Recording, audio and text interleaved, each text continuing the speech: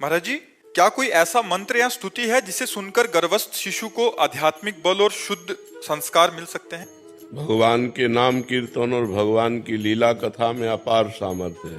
प्रहलाद जी महाराज जो इतने महान भागवत हुए, जिस समय हिरण्यकश्यप कठोर तपस्या में संलग्न हुआ ब्रह्मा जी से वरदान मांगने के लिए, तो कयाधु जी के गर्भ में थे। उस समय देवताओं ने आक्रमण किया, क्योंकि हिरण्यकश्यप तपस्या परायण था।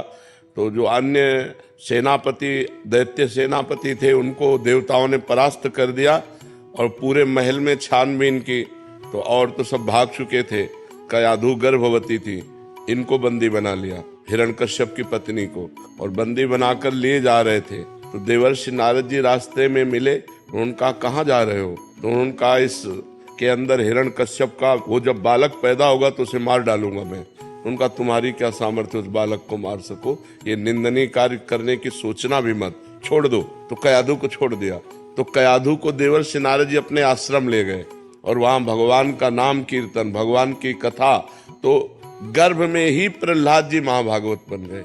जैसे गर्भस्थ शिशु अभिमन्यु, अर्जुन जी चक्रव्यूह तोड़ने की कला गर्भस्थ शिशु को शिक्षा दी।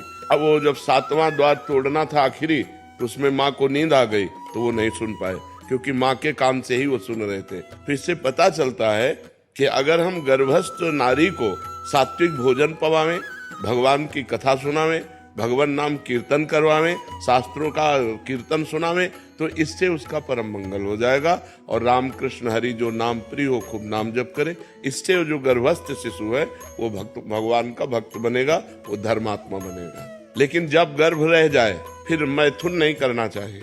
ये लोग गृहस्थ लोग मनमानी आचरण करते हैं, इसलिए बच्चों के अंगों पर प्रभाव पड़ता है और वो बहुत हानिकारक होता है और बच्चे कामुक पैदा होते हैं।